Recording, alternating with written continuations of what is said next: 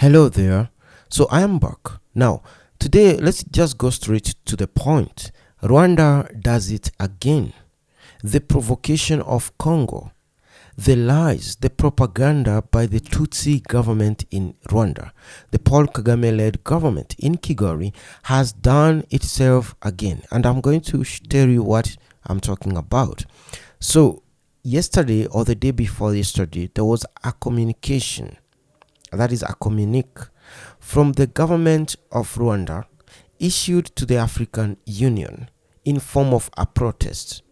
So Rwanda protest African Union meeting held, which was yesterday now, to discuss Eastern Congo conflict without Rwanda's involvement.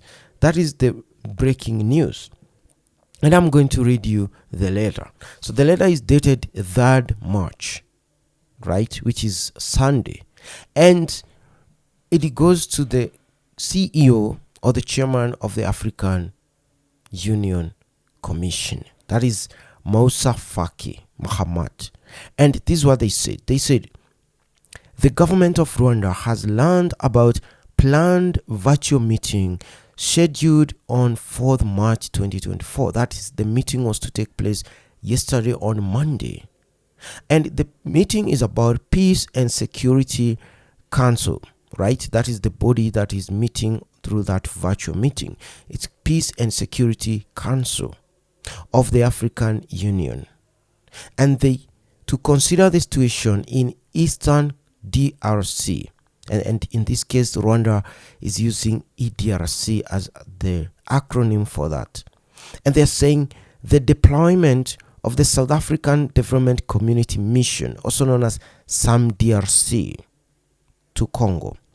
The government of Rwanda, this is now the protest, also learned with great concern that one of the objectives of the meeting is to endorse the deployment of SAMIDRC and assess possible support that the African Union and other strategic partners could extend to SAMIDRC. Since Rwanda is not invited to participate, we request that the following points be conveyed to the session. They are saying reference to the statement by the chairperson of the African Union dated 21st February this year, and my letter dated 12th February this year, addressed to the President of the United Nations Security Council. The government of Rwanda calls on the African Union to consider the threat to Rwanda and the wider region of the SAMIDRC deployment. And they go ahead to say that these South African troops, that is from Malawi, from Angola, from Zambia, from Botswana, and South Africa, that is the troops that make up SAMIDRC, including Tanzania.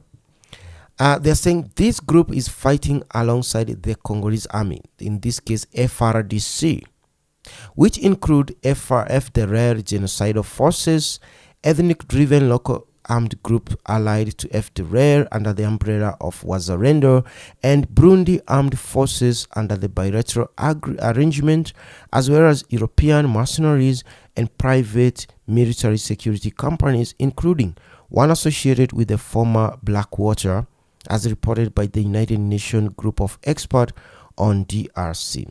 So the next page, they go ahead to say, SAMIDRC as an offensive force in coalition with these elements cannot substitute for a political process that has been blocked by the government of Congo. Therefore, the African Union is urged to not authorize or fund SAMIDRC. I won't read the whole letter, but I want to tell you the problem with Rwanda. Congo, my beloved Congo, has been invaded by mostly Western people. And the Westerners started this in the 80s, where they decided to replace the government in Uganda from a person who was a socialist or a communist called Milton Obote with a man called Museveni, Yoweri Museveni, who had approached the CIA and promised that he's going to remove communism in Uganda. And after that, they went to Rwanda and, they know what happened. Then they used these two mercenaries, Museveni and Paul Kagame, because these are the mercenaries of the West, to invade Congo. At the time it was called Zaire. 12 million people died as a result of that. Today, let's talk about today. Congo is still being invaded because of the minerals. And we have this mercenary of the West called Paul Kagame sending his own troops to Congo and calling them Congolese, and even giving them a nice name called M23. But they are Rwandan troops. And every time Congo now wants to defend themselves, because if you attack me, if you invade me, I have to defend myself and my people. And every time Congo goes to friendly countries that understand that Congo deserves to defend itself, this mercenary president of Rwanda protests. And then he says that he's doing that because of Congolese Tutsis. So if they are Congolese Tutsis, why is he involved? Are they Rwandan Tutsis? They are not. So let Congo deal with its own people. If Rwanda acknowledges that the people they think are being attacked are Congolese, why are they involved?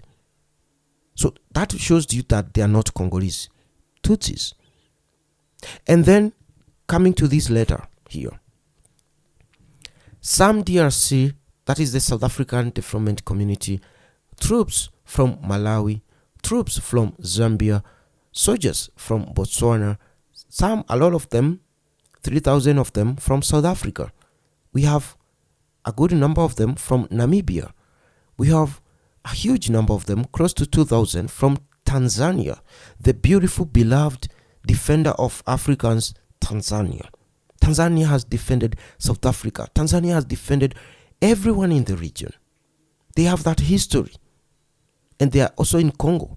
There's no way Tanzania can side with the wrong side. They always side with the side that is the justified side.